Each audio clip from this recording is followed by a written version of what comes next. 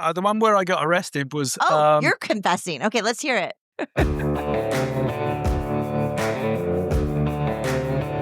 What would happen if we just told the truth? Welcome to TruthWorks, where we dig into the nitty-gritty of leadership and work. And what needs to change. I'm Jessica Neal. And I'm Patty McCord. Our journey together started in HR, but trust us, it's evolved into something wild, honest, and, well, a bit rebellious. So throw out the handbook. We're here to redefine rules to work for us, not against us. Let's dive into another episode.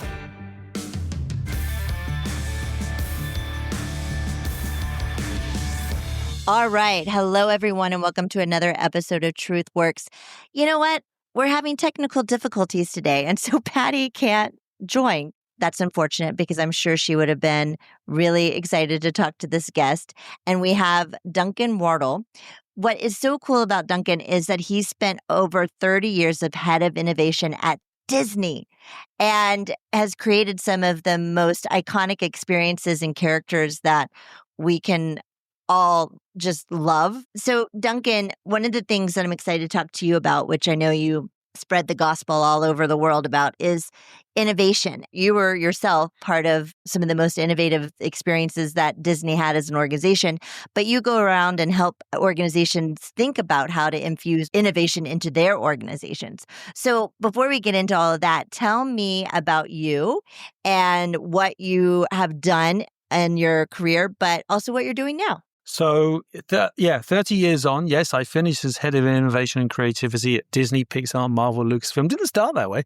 I started as the coffee boy in the London office. I used to go and get my boss 6 cappuccinos a day from Bar Italian on Frith Street. And about 3 weeks into the role, I was told I would be the character coordinator. That's the person who looks after the walk-around characters at the royal premiere of Who Framed Roger Rabbit in the presence of Princess of Wales, Diana. I was like, what do I do? They said, well, you just stand at the bottom of the steps. The Princess of Wales will come in along the receiving line. Roger Rabbit will come down the stairs. She'll either greet him or she'll blow him off and move into the auditorium. How could you possibly screw that up? Well, that's the day when I found out what a contingency plan was, because I didn't have one. But a contingency plan would tell you if you're going to bring a very tall rabbit with very long feet down a giant staircase towards the Princess of Wales, one might want to measure the width of the steps through which the rabbit has to come down. Oh. Trips on the top step. He's now hurting like a bullet, head over feet at torpedo speed down the stairs towards Diana's head. Whereupon he was taken out by 2 Royal Protection officers who just flattened him back against the stairs. A very famous picture of Reuters of Roger going back through the air like this. 2 angry guys in suits diving towards him, and a 21-year-old PR guy from Disney in the back going, oh shit, I'm fired. So I got a call from a place called Burbank that I'd never heard of, from somebody called a CMO. Had no idea what that was. I thought I was going to tell me I'm fired. And all I heard was, that was great publicity. It was like, who knew I could build a career out of this? And so basically for the first 20 years, I got to have some of the more mad, audacious, outrageous ideas. And then about 10 years ago, I got a call from our CEO who said, listen, you're the guy with all the mad, big, audacious ideas who seems to get them done inside a very large corporate enterprise. You're going to be in charge of innovation and creativity, to which my exact response was, what the hell is that? Yeah. Said, well, I don't know. We just want to embed a culture of innovation and creativity into everybody's DNA. So the first thing I did was survey 5,000 people across the organization, ask them what were the biggest barriers to being more innovative and creative where they work. Number 1, don't have time to think. Number 2, we don't have the resources. Number 3, we say we're consumer and client-centric, but we're measured by quarterly results. Number 4, our ideas seem to get stuck, diluted, or killed as they move through our processes. And number 5, we all seem to have a different definition of creativity. So I tried 4 models. Model number 1, I hired an outside consultancy who were an expert in innovation and said, make me look good. Not quite, but you kind of. Model number 2, we'll create this innovation team. Duncan will be in charge. What could possibly go wrong? When you create an innovation team, you've subliminally just told everybody else in the organization they don't have to. Right. That model number 3 was an accelerator program, but we had failed in Bob's overall goal, which was how might we embed a culture of innovation in creativity into everybody's DNA. So I set out to create a toolkit that has 3 principles. It takes the intimidation out of innovation and makes it more accessible to normal, hardworking, busy people. Makes creativity tangible for people who are uncomfortable with ambiguity, Gray. Far more importantly, make it fun. Give people tools they choose to use when the boss isn't around. That's when you know you're changing a culture. We ended up with a 3.5-year wait list for what was a 2-day voluntary training program. So you kind of figured we were doing something right. Yeah. Well, I want to talk about the first sort of principle of the toolkit, which is the intimidation. Because I think, when you say be innovative, when you say, hey, go innovate something, that seems so scary for many people, right? So here's the thing. We train our lawyers, they go to law school. Our IT team, they learn coding at IT university. Our salespeople, they get sales training. Marketing, they get marketing training. Engineers, they go to engineering school. Innovation, brainstorming, just get in the room and have a big idea. Yeah. Great. Well done. With no tools to do the job. And so it's ridiculous. And so I've created essentially what I call a toolkit. So let me ask you a question. When you see a business book in your office, where is it? On the bookshelf. Yeah, exactly. Have we ever read it? Of course not. Why? Because my boss needs this by 2:00. I've got a weekly report due. So I thought, okay, what non-business book have I ever read where I can get exactly what I need today, a full set of instructions off one page and not have to read the rest of the book today? I thought, my mum's cookbook. You want sherry trifle? Go to page 27. You want shepherd's pie? Go to page 64. So the book's designed the same way. So the contents page says, have you ever been to a brainstorm when nothing ever happened? Go to page 42. Work in a heavily regulated industry? Go to page 37. And it's designed for, here's the thing, books are boring. Let's not lie about it. Books are boring. So let me try. Don't tell my son that. Okay, well, but they don't have to be, right? Turn it into an experience. So close your eyes. How many days are there in September? 30? I don't know. Okay, keep your eyes closed. I want you to think about how you knew the answer to that question. How did you know? Get eyes closed, because you won't remember otherwise. How did you know there were 30 days in September? How did you learn? What can you remember learning, or what can you see with your eyes closed right now? I can see a calendar. There you go. You can open your eyes. 30% of an audience will do this. 30 days has September, blah, blah, blah, and November. They've just told me they're auditory learners. How do I know that? Because they learnt it when they were 6. How do they remember it? Because they heard it. You ever seen anybody count their knuckles? January, February, March, April, May, June, July. Yeah, they're kinesthetic learners. They learn by doing. They were taught the rhyme, but they don't remember it. That's not how they remember. And then 40% of the audience are you. You learn by seeing. So that you saw the calendar. So I've designed this book the same way. So it has little QR codes in each chapter, a Spotify playlist for people who learn by listening, animated videos. I am now an animated character with Nova. She's female. She introduces you to the innovation tools. Zing is gender neutral, introduces you to the energizers, and Spark is masculine. He introduces you to the creative behaviors. And then on the back cover, I believe it's the first. I don't know factually that it is the first because I haven't fact-checked it, but I haven't seen another one. First ever fully integrated artificial intelligence book. So for the kinesthetic learners, you can scan the QR code on the back and ask it how to use the tool on page 67 to sell more cups of coffee in the state of Pennsylvania on January the 13th. And the book will answer you. Make it fun. Make it engaging. And then people will use it. I don't want people to buy it and not use it. That's a waste of time. Right. I agree. So talk to us a little bit about, maybe what you experienced at Disney and other organizations that you've helped. Like, why does innovation get stifled? So when you were born, you were a child and you were full of playfulness, imagination, curiosity, empathy, intuition.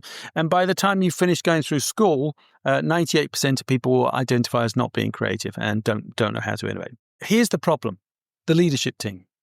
In any organization, it's not, the biggest barrier to innovation is not, I don't have time to think. The biggest barrier to innovation is our own river of thinking. Well, what's a river of thinking? A river of thinking is our own expertise and our own experience. The more we have in the industry in which we work, the wider, the faster, the deeper is our own river of thinking, allowing us to make quick and informed decisions. But hey, guess what? In the last 4 years, we've had a global pandemic, climate change, Generation Z, not a chance they're working for corporate America. Thanks very much. Doesn't matter how big you are as a company. If Generation Z chooses to not work for you, you could have a real issue in the next 10 years. Oh, and here comes AI. We don't get to think the way we thought 4 years ago. We must think differently. And so that's what the toolkit does. Here's what I think is the biggest barrier. The more expertise we have, the more reasons we know why the new idea won't work. So we constantly shoot it down. The most common phrases we hear is, we tried that last year. That's not a strategic brand fit. That won't hit our KPIs. No, because that's not the way we do it here. So here's an exercise you could try with your bosses. So let's try this. So, Jessica, we've got $100,000 in our budget for a birthday party. It could be Star Wars or Harry Potter. What would you like our birthday party to be? Harry Potter. Okay, I'm going to come at you with some ideas for a Harry Potter birthday party. I'd like you to start each and every response with the words you know you hear every day at work. No, because. Those will be the first 2 words you use in each response, and then you'll tell me why not. So I was thinking, right, come into your house, put a sorting hat outside the front door. All the good people get the Gryffindor party, but all the bad people get the dark, mysterious Slytherin party. No, because we can't do that. We can't have 2 different experiences. Okay. Oh, well, then, so no, we'll take your kitchen and we'll stretch it. We'll just knock a hole in the wall, right? And create an amazing stretching dining room with the floating candles that come Oh, down. we can't cut a hole in the, no holes. Use no because, if you would. No, because. Okay. And then, I tell you what, then we'll have a magic potions room, right? Where we all get some amazing cocktail that turns into something totally freaky. No, because I don't like cocktails. Oh, I tell you what, then we'll give everybody a broomstick and they go running around your back garden playing Quidditch. No, because I don't want anybody in the backyard. Right. Cosplay party? No, because I don't like those. Okay. How about we just, we'll show the movies and give everybody some Coca-Cola and popcorn? No, nobody likes popcorn and Coke together. Okay, so we'll stop there. Do you think our idea was getting bigger or smaller as it was going? Which way was it heading? Smaller. Smaller. And Yeah. how do you feel when somebody's constantly no-becausing you? Terrible. Mm-hmm. I didn't like doing it to you. It felt awkward. It's called business. It's called business as usual, by the way. Yeah. So now we're going to do it again. Are you comfortable with doing a Star Wars party? Yes, because my son, by the way, I was on a business trip a couple weeks ago, and my husband introduced our 5-year-old to Star Wars, and now he's a Star Wars big, huge fan. It's all about Star Wars. So we're going to do another exercise. Well, you'll start with the words yes and instead of no because. Okay. Each time you respond, the first 2 words you'll use are yes and then you'll Okay. give me an idea back. Okay? Okay. Okay. So I was thinking, right, we could actually take your kitchen and turn it into the Death Star canteen, and we could have food and Hoth, and we'll have an intergalactic food and wine festival with food and wine from Hoth and Naboo and Tatooine and lightsabers glow in the dark. Yes, and can we have lightsabers? Yes. Oh, yes, and they could be glow in the dark lightsabers full of our favorite alcoholic liquid. Ooh, yes, and can we have really crazy hors d'oeuvres? Oh, yes, and each of the different hors d'oeuvres could come from a different planet, and we'll have waiters and waitresses from Hoth and Naboo and Tatooine. It'll be amazing. Oh, yes, and can we have an experience where you feel like you're like immersed more into the world? Yes, and we can have a cosplay party, so everyone could come dressed as their favorite character. So, Ooh. and we can actually have the Cantina band, so we'll create a fully immersive experience. Oh, yeah, I was going to yes, and can we have the music? So we'll stop there. Yeah, This time around, was our idea getting bigger or smaller? bigger. Far more importantly, we have clients, we have constituents, we have bosses, we have colleagues to bring on board with our idea. By the time we just finished building that idea together, whose idea was it by the time we'd finished? Both of ours. Ours. 2 Yeah. very simple words from the word of improv that can take a small idea and turn it into a big one really, really, really quickly. But far more importantly, transfer the power of my idea, which never goes anywhere inside a large organization, to our idea and accelerate its opportunity to get done. The challenge for a leadership team is the first 2 words out of their mouth are no because. If you take nothing away from today's podcast, don't let the words no because be the first 2 words out of your mouth when somebody comes at you with a new idea. Innovation is about getting you to an idea you can't have by yourself. And that person may have genius 2 days from now, 2 weeks from now. If the first 2 words out of your mouth are no because, they're not coming back. Yeah, I get it. So talk to me a little bit about it. Well, I experienced this at Netflix, and we were actually pretty good at trying to avoid these things, but not completely. We certainly had we tried that before. We tested that before. It didn't work. And that just drove me crazy. Mhm. But a lot of organizations, and you talked about leadership, like even if they do this and they ask the questions, they can't really figure out how to make it happen, right? And make it part of the culture. So yes, you can use the toolkit, and yes, you can get leadership involved. But what if there's just always resistance? Well, so the thing is, if the senior leaders won't go through the training, then don't bother giving it to the rest of the organization. That's the problem. The senior leaders come in the beginning of the workshop and they say, "Hey, everybody, innovation is really important to this organization. Enjoy the workshop." And then they leave. And the message they just sent to the entire organization is, "My emails are more important than innovation."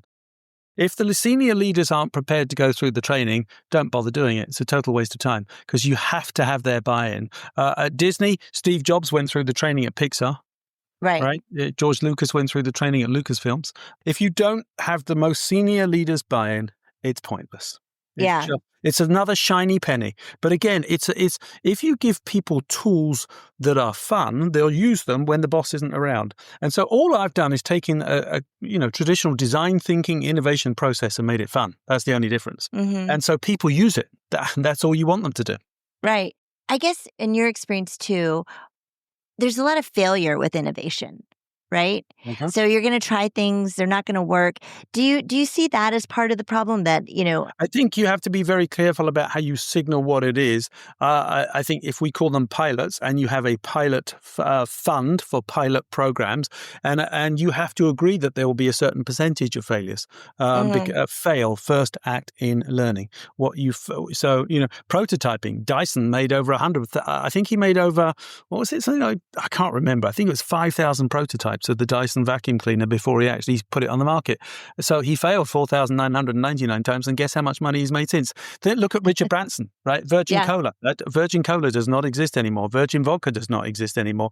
Massages, Virgin. The amount of products that Richard Branson has launched in his career, right, that don't exist anymore, far outnumber the ones that do. But look at the ones that do. Virgin Cruise Line just in the market, shaking things up completely.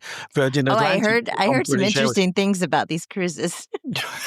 I went on one. Another story for another day. So not considered an unsuccessful person. And by the way, but part of it is because Branson is one of the very few, and there's probably less than a dozen CEOs who actually believe it's employee first. And I don't care what CEO says it. They don't believe in it and they don't invest in it. They always think it's customer first. And I think in certain industries, that's totally relevant. But in hospitality, in transportation, in entertainment, no, you get the employees, right? And they're the ones who touch your guests 8 hours a day, not you. But most companies don't believe it. Branson does, and he walks it every single day. Yeah. And by the way, you've never heard Richard Branson described as a CEO. Everybody always calls him an entrepreneur. No, he's not. He's the CEO of a multi-billion-dollar company. But he's a good guy. Yeah. I would consider him my mentor. I love him because he's not afraid to try something and fail. Right. And do you think that, we talk about fear a lot on this show and how fear just holds you back in doing the impossible, right? And so but take the word impossible, right? Uh-huh. Now separate it and put an apostrophe in between the I and the M, and what have you got? I'm possible. There you go. Look at that. So there's a tool called, there's a brilliant, it's just how might we reframe a challenge to stop people thinking the same way and give them permission to think differently. It was created by Walt. When he opened the parks at Disneyland, he said, we will not have any customers in our park. We will only have guests. We will not have any employees. We'll only have cast members. And that simple re-expression of the relationship between the employee and the customer as the cast member and the guest, Walter created a culture of hospitality that's rarely been repeated elsewhere. Now, if I were coming to your hometown, Jessica, where are you, by the way? I'm in Boerne, Texas. Boerne, Texas. I have no idea where that is, but okay. I know it's in the middle somewhere.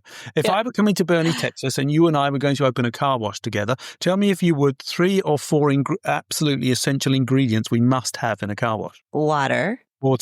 Soap. Brushes. That's 3. Do you need more? Yeah, come on, girl. You got more than dryer. 3. A dryer. Right. Water, soap, brushes, dryer. Okay. So abandon that idea. We are now venture capitalists. We've been invited to open a new brand of auto spas. A spa. Now, close your eyes. What have you seen in a spa? What would you like to have in your spa? What do you want? Well, I would like a massager. Okay. A massage. What else? To smell really great. Aromatherapy, essential oils. What else? I want it to be very clean. And beautiful. Clean and okay. So I said car wash. You said water, soap, brushes, dryer, vacuum. I called it an auto spa. Suddenly we've got masseuse, essential oils. So which one would you rather go to? The prettier, better smelling one. If we'd started by asking the question, how might we make more money in 2011, we'd have put the gate price up at Walt Disney World by 3%. You don't get to iterate in a post-pandemic world. So instead of saying, how might we make more money, we said, how might we solve the biggest consumer pain point? Everybody knew what it was. It was called standing in line. So I said, what if there were no lines? Didn't know the answer at the time. And we looked outside of our industry for an insight for innovation. Most of the big insights for innovation will not come from looking within your own industry. And we found a very small pharmacy in Tokyo, Japan, using RFID technology to enable people not to stand in line when they came to pick up their prescriptions. All we did was put an RFID chip in a little band, called it Disney's Magic Band. It comes in white or grey in the mail. Why? Because you're upgraded to the Star Wars edition. Does it come with matching merchandise? Of course it does. This is your room key today. Yeah, you haven't checked in or checked out of a Florida hotel in 7 years. This is your theme park ticket. Turnstiles? What turnstiles? They went away 6 years ago. Reservations of your favourite character meet and greets, favourite rides. You can pay for merchandise with it and have it sent to your hotel room or your house. You can save your food on your smartphone and walk into the restaurant when you want to walk in, sit at the table you want to sit at, and have the food comes fresh to you. Had we started by saying how might we make more money, we'd have made 3%. But by reversing it from the consumer's point of view and asking how might we solve the biggest consumer pain point, the average guest at Walt Disney World today has 2 hours free time each and every day they didn't have 6 years ago. What has that resulted in? Record intent to recommend, record intent to return, and what is it you do with your free time in Disney theme parks? I guess you go to the restaurants. You spend money, darling. You shop. Yes, you shop. Biggest single revenue generating idea Disney ever created. Yeah, I bet. Oh my gosh. By not asking how might we make more money. Well, I think I was just going to ask you to tell a good story, and that is a good story of innovation. What was another great story of, maybe something that failed at first at Disney that you were trying in the innovation team and then it finally worked? Oh, God, too many to mention. I'm sure. Yeah, no, but again, you have to have a budget set aside for pilot projects, and you have to accept there's going to be a percentage of acceptance and a percentage of failure. If you don't have that, there's too much fear and people won't do it. Right. But again, I think the other one is, let me ask you a question, Jessica. Were you ever, hands up, if you were ever invited to a brainstorm at Netflix where nothing ever happened as a result of the brainstorm? Yeah. Right. Hands up, safe in the knowledge that if you were invited to another one sometime this year, nothing would happen as a result of the brainstorm. Here's the problem. We don't teach people how to brainstorm. We just tell them, get in the room and give them a flip chart. That is absolutely useless. We must give people the training to learn how to do it so they can apply it. Right. Okay. But if you're an individual contributor in an organization, what's your advice for that person? Is it to go and have a conversation with leadership or? Yeah, listen, it's the naive expert. Well, who or what is a naive expert? And how can they help the rest of the organization? The naive expert is somebody who doesn't know what you're working on. And therefore, they get to ask the silly questions that you're too embarrassed to ask in front of your colleagues. They go throw out the audacious idea ungoverned by your river of thinking, your expertise. In the next leadership meeting, I would strongly suggest you have somebody in who's a frontline cast member or a junior cast member, as a member of staff. They are not there to solve the challenge for you, but guess what? They've been on touchscreen technology since the day they were born, ChatGPT for the last 2 years, VR since they were 5. They think differently and they can help you think differently. So, for example, we were designing a new retail dining and entertainment complex for the Hong Kong Disney Resort. In the room with the Imagineers. That's who you would expect. By the way, do you have a pen and a piece of paper? Somewhere. Good. All right. Can get one. I'm going to give you an exercise that I gave the Imagineers that day. Hold on, I have to get it. We had the Imagineers in the room that day. They're the people you would expect to have building a new resort. On that particular day, I was faced with 12 white male American architects and engineers over 50. That's called groupthink. So I invited into the room as my naive expert a young female Chinese chef. Why? Because she was the antithesis of everybody else in the room. And I gave them the following challenge that I'm going to give you now. I'm going to name an object. You're going to draw it, but you only have 7 seconds. Are you ready? Oh, gosh. I have 7 seconds. You're ready. You don't have to get time. Here we go. Please draw a house. 7, 6, 5, 4, 3, 2, 1. Share your genius. Come on, let's take a look. Come on. No more drawing. Yep, let's take a look. Oh, look at that. Twins, baby. We do 1 door. We do 2 windows. We put bars over our windows. What shape's the roof? It's a triangle. Why? Because all of your river of thinking, your expertise and experience gave us one choice. And we all drew exactly the same thing, except the young female Chinese chef who was in the room with us that day. She drew dim sum architecture. Why wouldn't she? She's a young female Chinese chef. Never occurred to her to draw the house the same way we would. On the way out the door, one of the Disney Imagineers slapped a post-it note over her drawing which simply said, distinctly Disney, authentically Chinese. 7 years later, the strategic brand positioning that guided the entire design of the Shanghai Disney Resort, distinctly Disney, authentically Chinese. The point is this, diversity is innovation. If somebody doesn't look like you, they don't think like you. And if they don't think like you, shockingly enough, they can help you think differently. I find that the challenge for all of us is we're guided by, this is the way we do it here. I work in a heavily regulated industry. One of the most powerful tools is what if. It's what if the rules no longer applied? It's about taking the rules of the challenge you're working on and blowing them up metaphorically to come up with new ideas. So I'll give you a couple of examples. Walt created the tool when he had a movie in the movie theaters, and he wanted a heat pumped in and a mist, and the theater owner said, "No, Walt, that's not the way we do it here. We tried that last year." So step one, list the rules of the industry in which you work. So Walt wrote down the rules of going to a movie theater. I must sit down. It is dark. I must pay to get in. I can only watch one movie at a time. I can't control the environment. So you list the rules, then you pick one and ask the most audacious, outrageous, provocative, absurd what if. So Walt chose the environment and said, what if I could control the environment? Well, he couldn't. He didn't own the movie theaters. But besides, that wasn't provocative enough. So he said, well, if I can't control the environment inside the theaters, what if I take my movies out of the theater? Well, how you could do that, Walt? They're two-dimensional. They'll fall over. Well, what if I made them three-dimensional? If you know the answer, you're iterating. If it scares you, you're innovating. He said, well, how are you going to do that, Walt? Well, what if I just had people dressed up in costume? I could have pirates and princesses and cowboys. Yeah, but people wouldn't be immersed in Cinderella if she's mixed with all the other characters. He said, well, what if I put them in different lands? Oh, wait a minute. What if I called it Disneyland? Oh, we're done here. Simple, powerful, fun. Gave birth to Netflix. The owner was so fed up. He was so fed up of paying late fees. He walked into a Blockbuster video, wrote down the rules. I must drive to a physical store. I must go during opening hours. They have a limited stock. I can only take out 3 at a time. I had to return it. I had to rewind it and I had to pay a late fee. And he chose, list the rules, pick one. And he chose store. And he said, what if there was no physical store? Yeah. He found a company called YouTube, which is a tool called Where Else, which is about looking outside of your industry for insight, for innovation, like the pharmacy. And he said, well, wait a minute.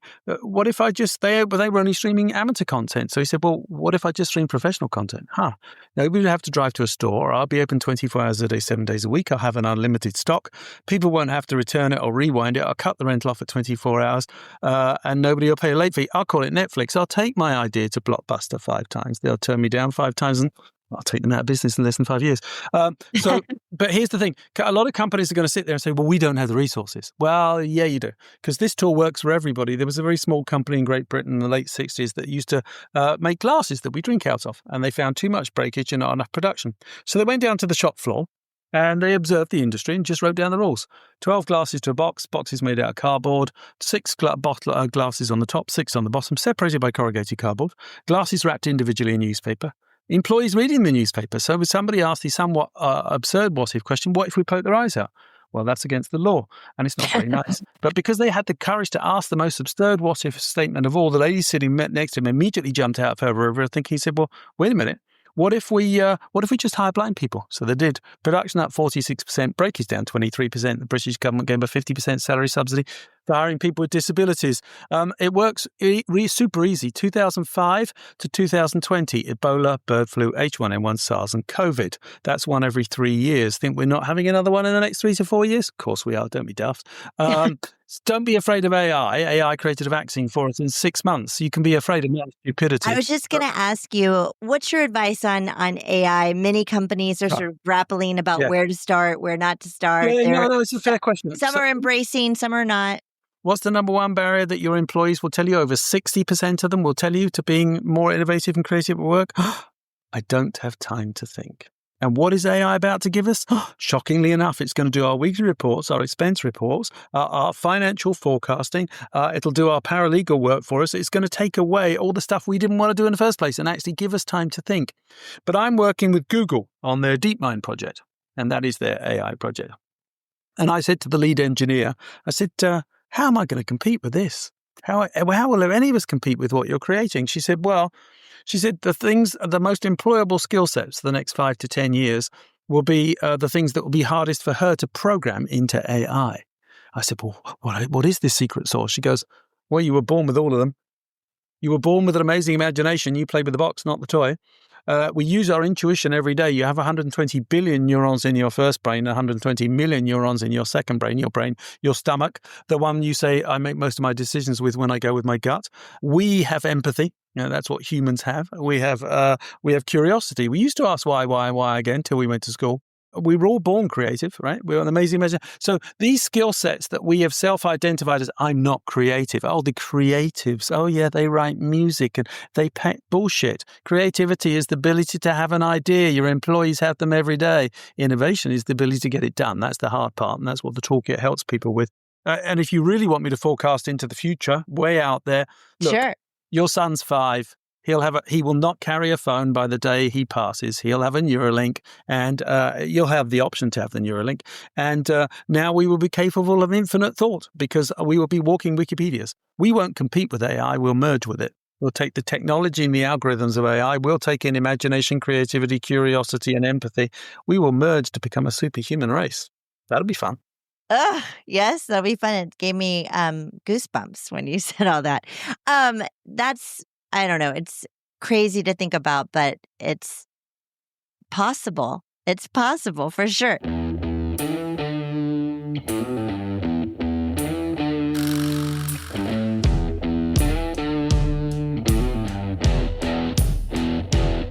Well, will you join me in a career confession? Which one? The one where I got arrested was... you're confessing. Okay, let's hear it. So it was the 40th anniversary of the Haunted Mansion, the attraction. I don't know if you're familiar with the Haunted Mansion attraction, but the iconic scene is the 3 hitchhiking ghosts at the end of the attraction, right? They're going to follow you home. So nobody cares about a 40th anniversary. They care about 25 and 50. But you've got to make them care. So I thought, right. So I said, I'm going to take the hitchhiking ghosts out hitchhiking on the freeway. And people said, well, you can't do that. I said, why not? They said, well, it's illegal to hitchhike on the freeway in the state of California. I said, I know. And they're like, what do you mean you know? I said, I know the headline in tomorrow's LA Times. They're like, what? I said, ghost busted. And yes, I got that headline. Thank you very much. Well, did you get arrested? Yeah, well, pseudo-arrested. It was a bit upsetting. Okay, well, this is one from our listeners, so let's give them a little advice. So here's the question. In a recent interview, I was asked to give an example of a situation where you use creativity to solve a problem.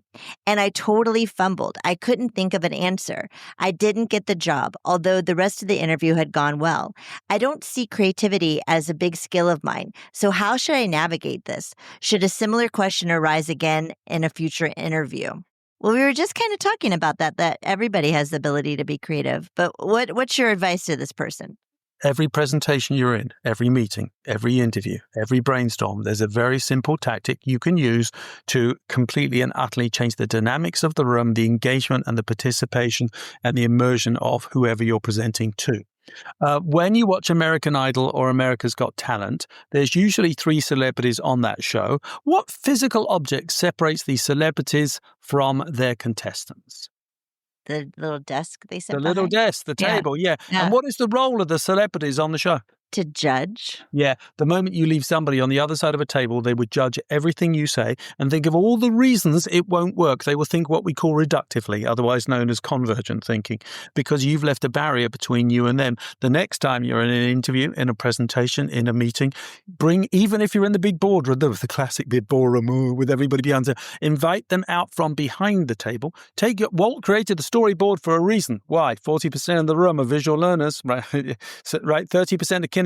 They got to get up and do something, and you know you're going to talk. And if you put the storyboard along the wall, it could be digital, it could be printed, it doesn't matter. Cover your final recommendation because we know they're going to read ahead. When you walk with somebody, you're taking them on a journey. And when you remove the barrier between you and them and walk with them, you're turning a presentation into a conversation. And instead of thinking of all the reasons why it won't work, they'll start actually building on your ideas together as you go. They have more expertise and experience in their brand, in the job opportunity, etc. They want to offer that to the conversation. But if they're on the other side of the desk, it's a presentation and they won't. And you can triple your engagement. By the way, you can also triple sales, by the way, just saying.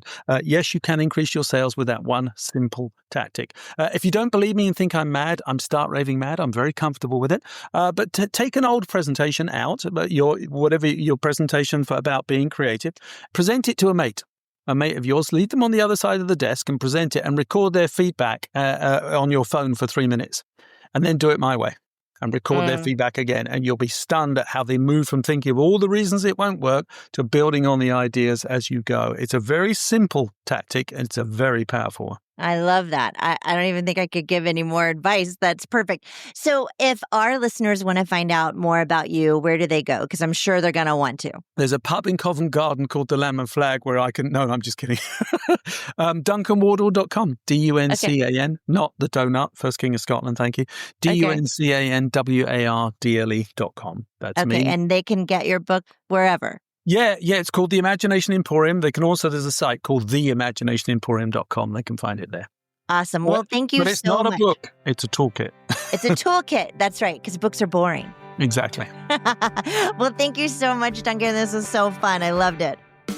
Thanks for listening to Truth Works. This episode was produced by Megan Hayward.